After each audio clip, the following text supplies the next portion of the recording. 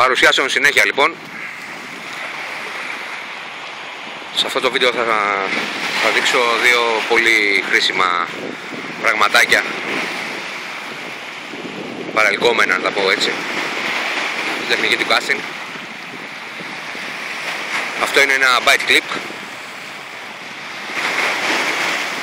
Χρησιμεύει στο να γατζώνουμε το δόλωμά μας, το αγκίστρι μας εδώ, έτσι ώστε στη βολή να κερδίζουμε και μέτρα λόγω της μικρότερης αντίστασης που θα έχει από το δόλωμα, αλλά και να φτάνει το δόλωμα μας μέσα σε πολύ αξιοπρεπή κατάσταση. Λοιπόν, αυτό είναι το bite clip με δύο στόπερ πάνω κάτω και δύο χαντρούλες. Το τοποθετούμε σε όποιο ύψος θέλουμε εμείς. Το άλλο το εξάρτημα είναι αυτός εδώ σύνδεσμος παραμάλου. Είναι περιστραφόμενος, είναι και αυτός σειρώμενος.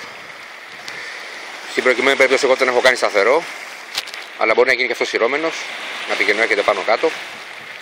Είναι πολύ ανθεκτικός και πιστεύω ότι και αυτό είναι ένα πολύ χρήσιμο εξάρτημα.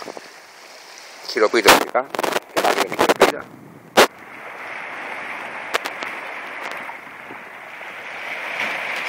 Να φτιάξουμε τώρα και την αρματοσιά, να δούμε και πώς, τουλάχιστον αυτή που σκέφτηκα εγώ, η οποία είναι γνωστή, η αρματοσιά, πώς στέκεται.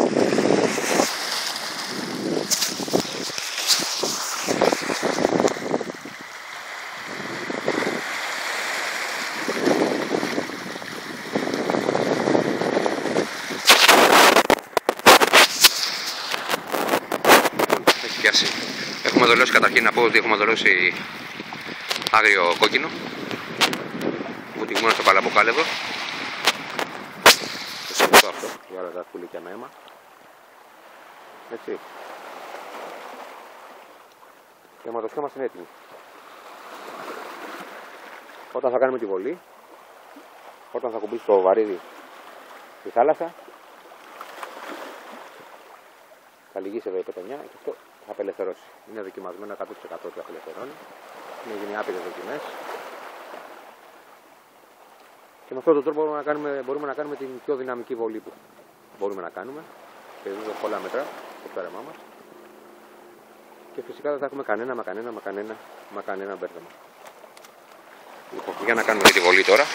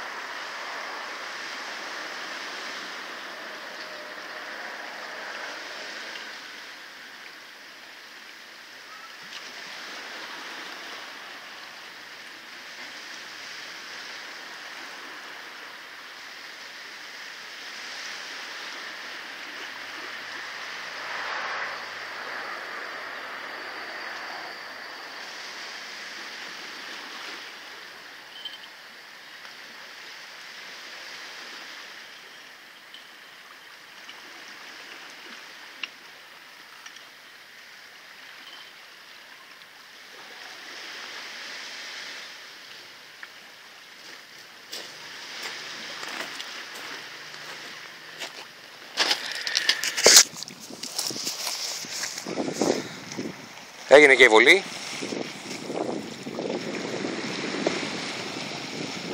Ας ελπίσουμε τώρα και σε κάτι καλύτερο.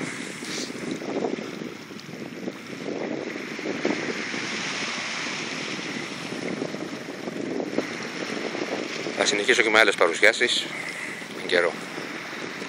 Γεια σας.